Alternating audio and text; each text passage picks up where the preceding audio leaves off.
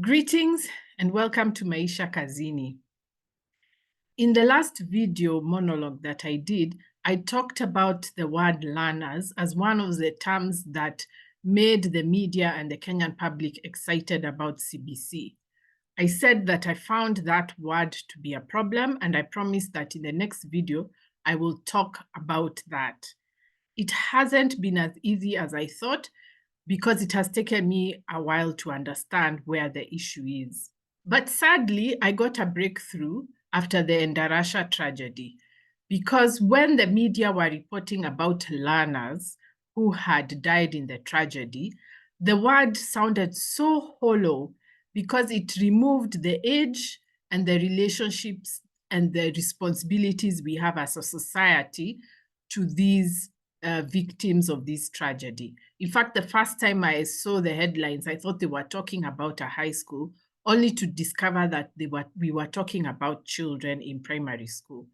I'm not saying it would have been better if they were in high school, but there's a sense in which we feel that younger children are more helpless, less able to make quick decisions on their feet and to know what to do.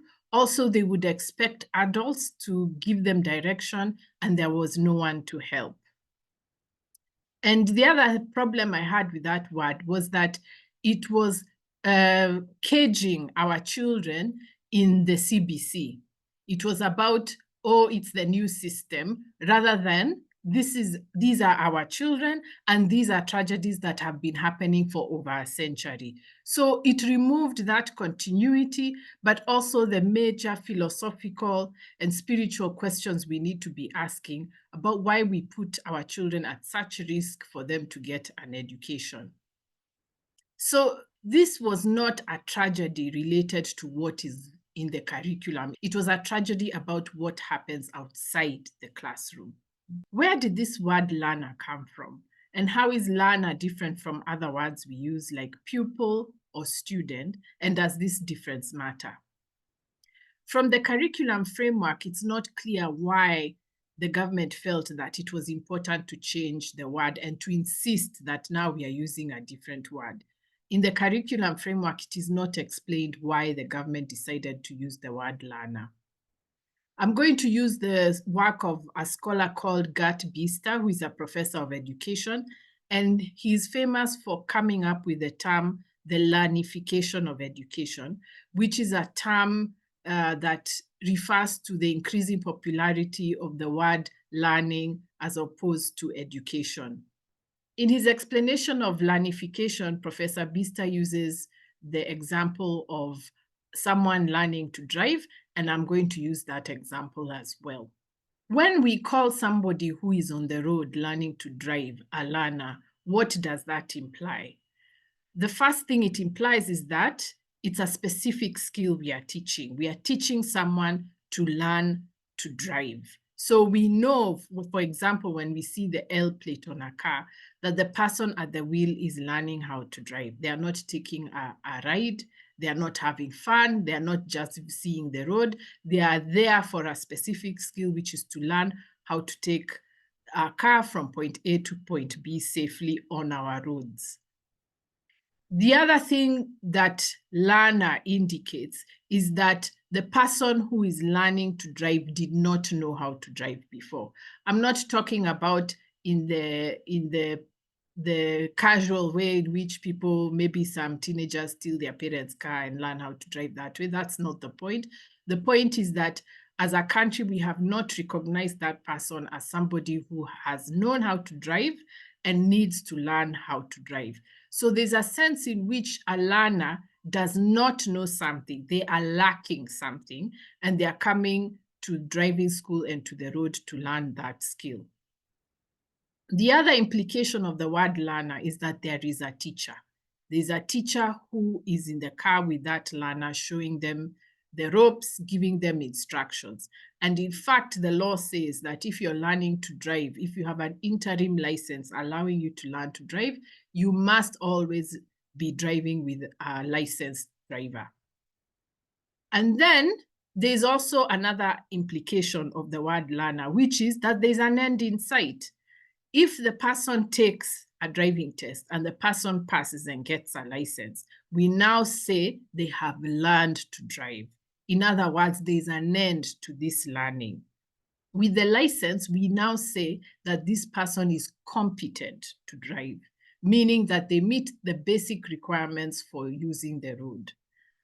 But that competence is not enough, especially if one wants to become a driver of a public service vehicle.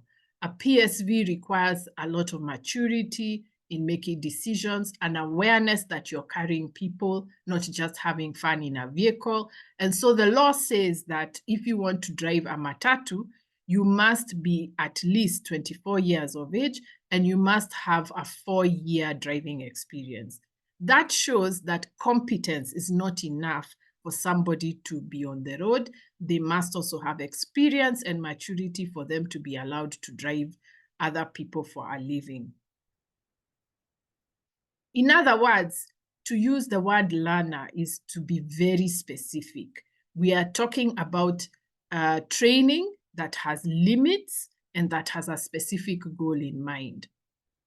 What does it mean then when we call our children learners as opposed to a word like pupils or students? Maybe we can first look at the word pupil, what pupil means and what student means. Both students and pupils are learning more than specific skills. They are deepening their knowledge by immersing themselves in an environment where they can know more about what they already know and about the world in which their skill is used. So the word pupil is used, for example, not only in primary school, but among the legal profession. A pupil is somebody who has to do an internship with an advocate to learn more about how the law looks like in real life. So unlike a learner of driving who does not know how to drive and is coming to be taught how to drive, a pupil has some knowledge of the law and has some knowledge of society. A pupil in a law firm has studied the Constitution, has studied jurisprudence, tort, and all those subjects that lawyers do before coming to the law firm. So there's something they already know, and they're coming to the law firm to learn from the experience of law in real life. How do advocates treat clients? How do clients treat advocates? How do advocates fraternize with one another? How do they relate to the police, to the court system, to the judiciary? Those things they can be told stories about, but it's something else when they are seeing it in real time. So when they are pupils, ideally they should be learning from just watching and working with the senior colleague.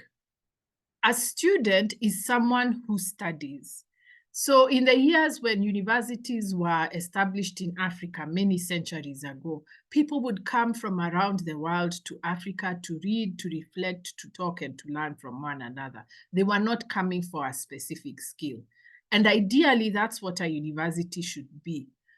People should be coming to study, not to learn a skill. So even when we talk about universities not giving enough skills, that's really a reduction of what university education should be. And in fact, we have precedent. We are not talking about universities in Oxford and Sorbonne. We're talking about universities in Timbuktu and Alexandria on this continent. People were not going to universities to learn how to do skills.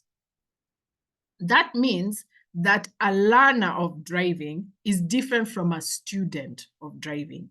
A learner of driving, as we said, is just learning how to take the car from point A to point B, how to turn it on, release the brake, accelerate, slow down, park, and turn off the car. That's what a learner is looking to learn.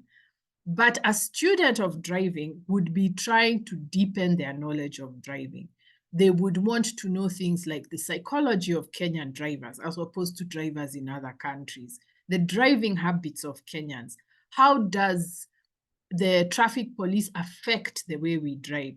And this knowledge is important for bigger decisions like how we design our roads, for example, how we design our spaces. That matters. That kind of knowledge from studying driving matters. Of course, a person who is a learner in a car doesn't care for those things. They just want to know, how do I get from point A to point B? And if they want to know a little more than that, is, knowledge like if you see a ball going across the road, be careful.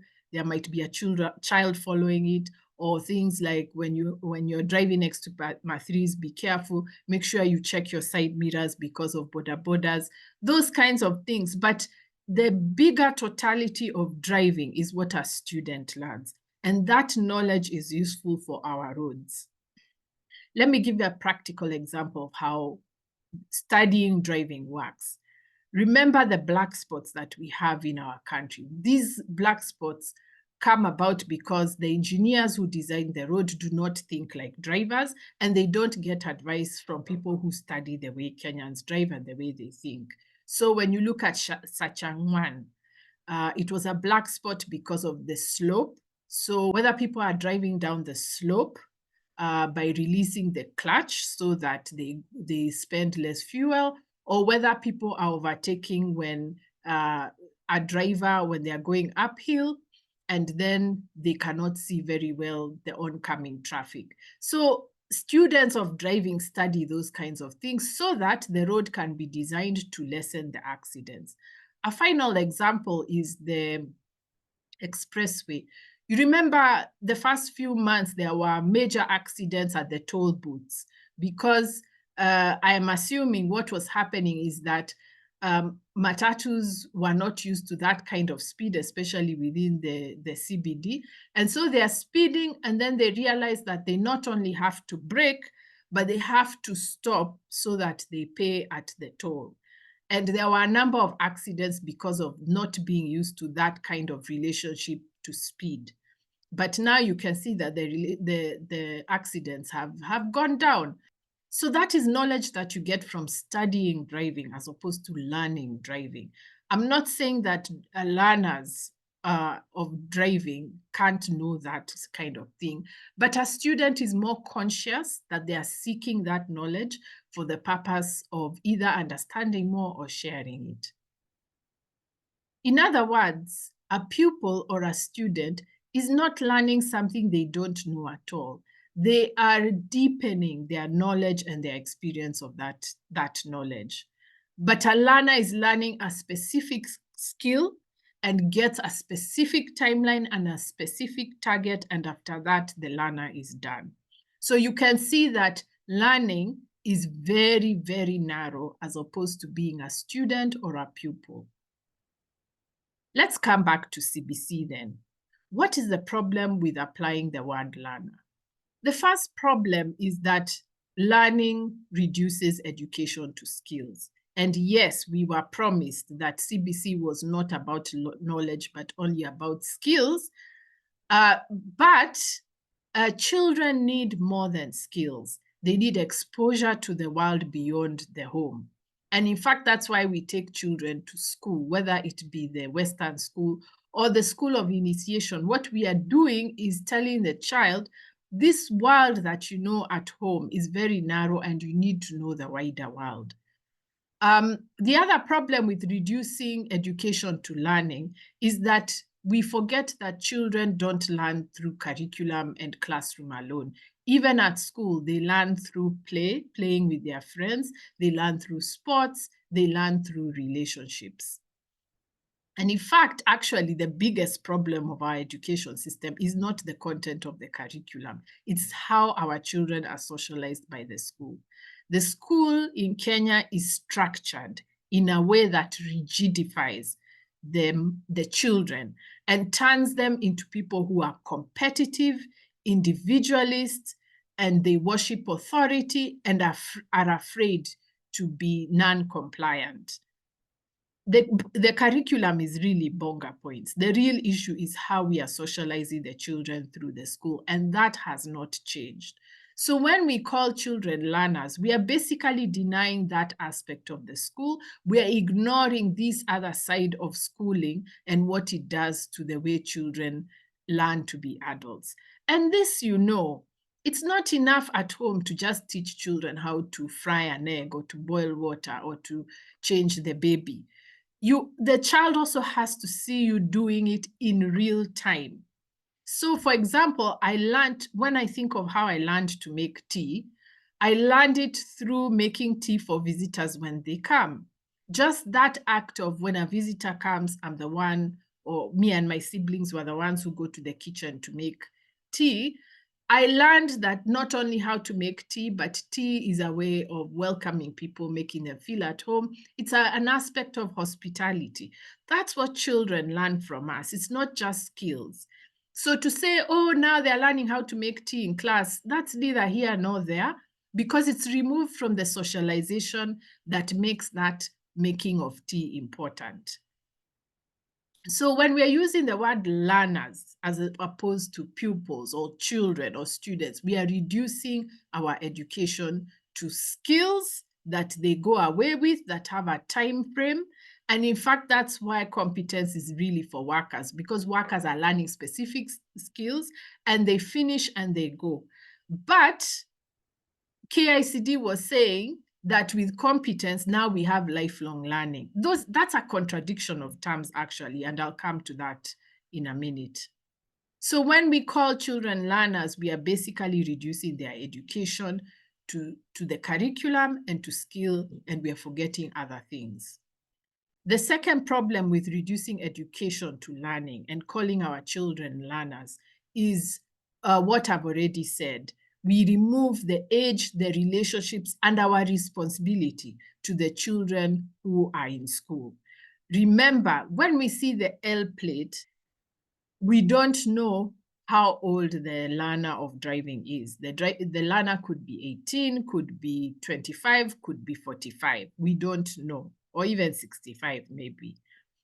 So when the media was calling the Ndarasha children learners, they were removing the fact that these were very young children who are vulnerable, who probably rely on parents and adults more than any other age.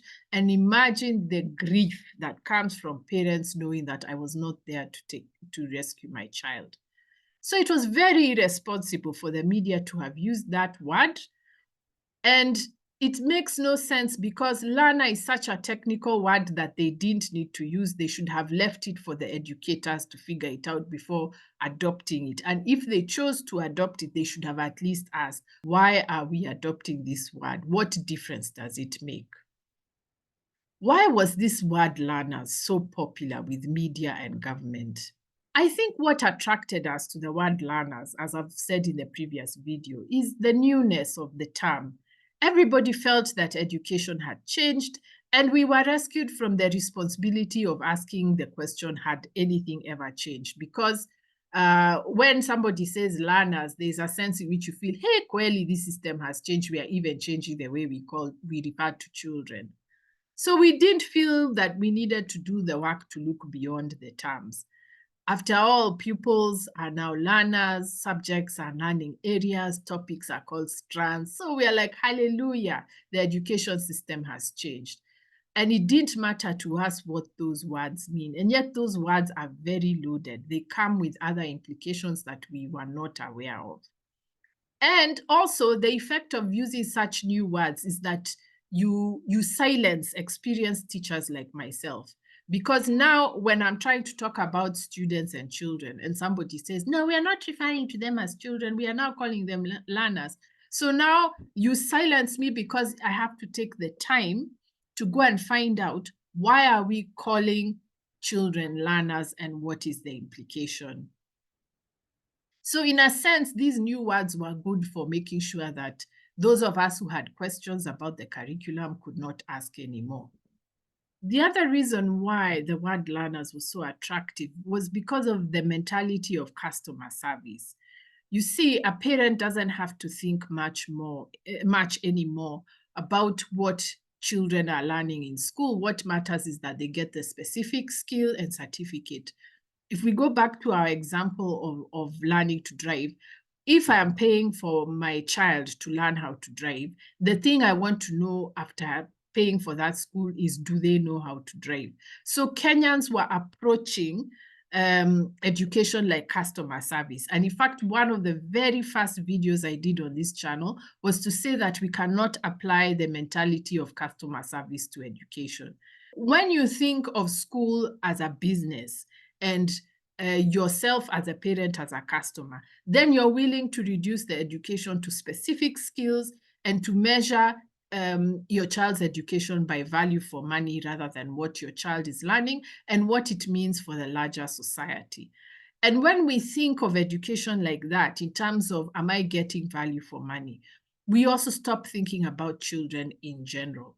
And part of why my questions never went answered was because I was saying, you're telling us about the individual child in the classroom, but who are we as Kenyans? And does this education raise our children to be the Kenya that we want to be?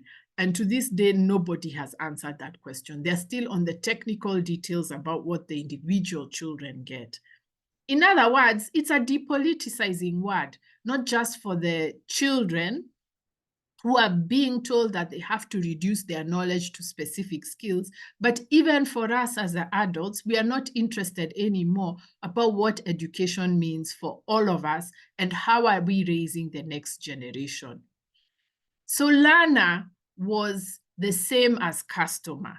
And if a customer is king, then even the learner is king. And that's how we have the idea of learner-centered education. And I will talk about that more in the next video.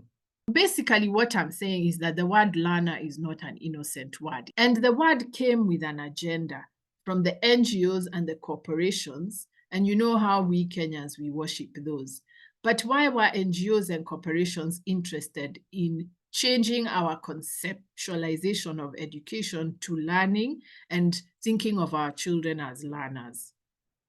In 2005, a Botswanan professor called Richard Tabulawa flagged this change of language. He said that now that the Soviet Union had been dismantled, the United States wanted to spread capitalist liberal values around the world. And they decided, thanks to the NGOs that were looking for donor funds, they decided that one way to do it was to change our education systems. And the logic was that Africa has a lot of dictatorships because of how we learn in class. It's because the teachers are dictators in class. It's because our classes are teacher-centered that's why we Africans have dictatorships. Of course, it was a very simplistic reasoning because, of course, it misses out the fact that our visionary leaders were assassinated by the CIA. Our economies were undermined. Dictators got support of the West if they were against communism. So to reduce dictatorship to the problem with us and the way we teach our children was really very simplistic. But this idea sold, and so USAID and other donors were willing to give money to promote the idea of learner-centered education. So how does learners help change education? It individualizes education. Now, people, like I said, don't have to care about what all children are learning. They just care about their individual child and the skills that they get out of the education system. The second interested party in changing our concept of education to learning was the companies. And there were three main industries, especially, that were interested. One was the testing companies, the other was the textbook publishers, and the last, of course, are the tech companies. With the word learner reducing children to what skills they get, now we have to focus on assessments. If you say that this skill comes from this child, then you have to keep assessing the child, just like with driving. If you say that somebody has learned to drive, they must do a driving test. So if you say kids are coming out with competencies in certain skills, you have to keep assessing those skills. And that is why, as early as 2019, I warned that there would be more assessments. Because the idea of skill-based learning is that you have to keep assessing. And in the US, who does the assessments and the tests? It's companies, it's privatized. It's not like here. And even Now we can't be sure if there's an interest in privatizing our testing, because one of those companies that is among the biggest test companies in the US has already established a branch here. And I have this conversation about testing with Jesse Hagopian, who is an American teacher, about how even in the US they were resisting these assessments. And I think from what he said, we are heading in that direction. The other companies, which are the textbook publishers, this you know already, those of you who are CBC parents. Now, the textbooks are for individual children. So for example, if I buy a CBC textbook this year for my grade 3 child, next year I'll have to buy another grade 3 textbook because my grade 3 child has to write in the book. And before, we were able to pass on our textbooks to our younger siblings, but now that is not possible because we've individualized learning. It's not about children and their siblings and their parents. It's about learners, individual skills, as we are told, and talent. And then the third group of corporations that were interested in learner-centered education was the tech companies. And in fact, many education technology companies were the ones who are pushing this narrative of the school being not suited for individual learners, the school forcing children to learn things that are not their talent. That came from the education technology companies. And of course, their interest was that children get gadgets. So it was no longer enough to have a computer lab where 2, 5, 10 children can share a computer. Now children were using individual gadgets. And to sell them, they had to spin this narrative that children need individualized learning and they can get that from tablets. What I'm pointing at here is that learners comes with certain values and certain agendas. It comes with baggage.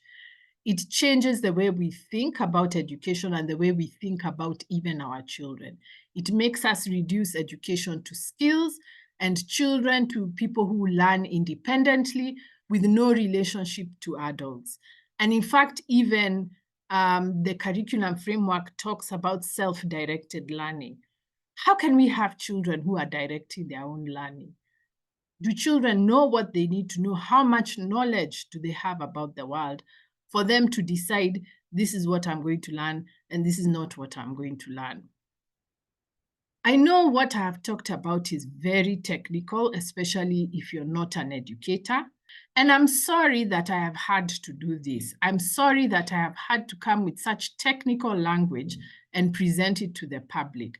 But this is the only way I knew how to get the message out there that there's something wrong with the way we are thinking about education. But if this is too complex for you, I completely understand, and you should not feel guilty. What I want you to do is take it to a teacher that you know or a lecturer that you know and ask them if they understand what I'm saying. Give them time to watch it and then let them give you feedback.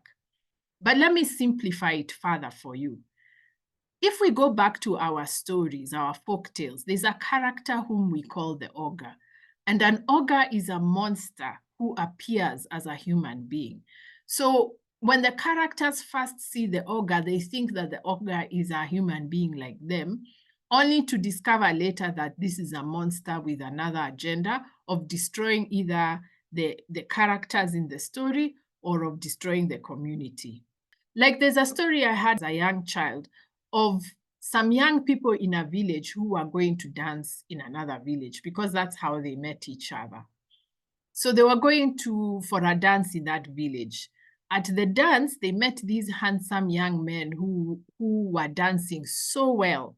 And when the dance was over, these young men asked to accompany this group back to their home village.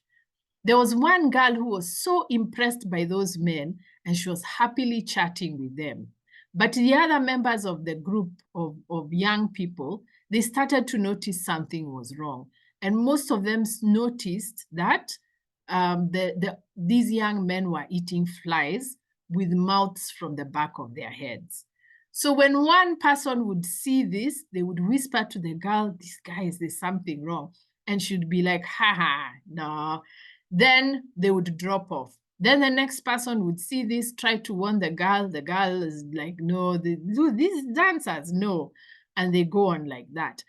And it reached a point where everybody in the group had dropped off, and now the girl was left with these young men.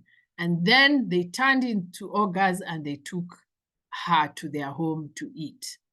But meanwhile, the other villagers in the group had reached home and they sounded the alarm. They told the community what had happened to the girl. And so the community went to the ogre's home, and now they killed the ogre and rescued the girl. And there ends my story. So we need to understand government policies, especially the ones sponsored by corporations like ogres. What they present to us is the face of handsome dancers. We become comfortable. We refuse to listen to warnings. Even when people are saying they have seen something that is a little off, like ogres eating flies from the back of their heads, we think that we dismiss it as being too suspicious, as not offering solutions, as failing to be positive. And learners functioned as such a word. It seduces us to think that kids are important when actually the word learners makes kids less important, as I have said. We are seduced by the word that children are learning more when in fact they are learning less. And worse, we are being taught to expect children to know less. In those naive first years, when I was raising questions about CBC, all I wanted from Kenyans was them to understand this principle, not to take everything they were being presented with literally, and to understand it as an ogre that looks good on the outside, but when you really pay attention, there's something off about what we were being given. And all I was asking for was for the Ministry of Education to be compelled to subject CBC to a debate. And then for the public to demand that CBC is not implemented until even the experts are clear about what it is and what needs to be done. But what happened? Kenyans behaved like the media. They started looking for the technical terms. And I'm sorry, Kenyans, if you're not in education, some of those terms were not going to make a lot of sense. People were asking me questions about Singapore, about Norway, and even asking me for academic writing on that. Now, let's be serious. If I don't understand something medical and I'm not a doctor, I don't expect a doctor to give me an article from a journal like Lancet. I expect them to break it down to me. But Kenyans didn't believe that education is a specialization, that there are people who are experts. And so they wanted me to share the journal articles from experts so that they can find out what is different between Singapore and Kenya. But I bet nobody read those things, even though I shared them.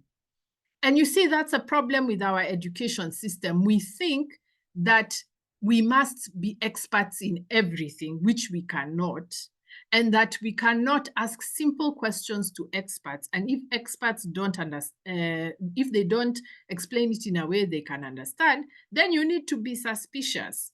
But instead, Kenyans wanted to be an expert with me. I mean, I don't mind, but if you're a person who is a marketing manager at Safaricom, do you have time to read an article from the Journal of Philosophy of Education? Like, really?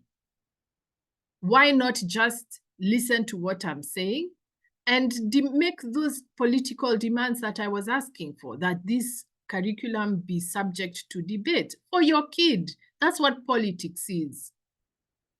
The way we are taught in our education system is to avoid general principles and to ask for details, which don't make sense if we don't have an expertise in that area. So in the next video, I'm going to explain what is the problem with the idea of learner-centered education. I've already hinted at it, but now I'll go deeper into the technical details of what it actually means when we say that education is learner-centered. And for those of you who have read Pedagogy of the Oppressed, you will be interested in that video. Now, for most of us, I know this video might be too technical for your liking, and that's okay. That's not to say you can't understand. It just means that it will take a little bit more work for you to understand. And if that is not time that you have, what you can do is share this video with a teacher in training or a lecturer and ask them what they think. You'll be surprised. A lot of people in the education system don't know what I'm talking about, and especially those in Jogoo House. That tells you a lot about the kind of education system we have.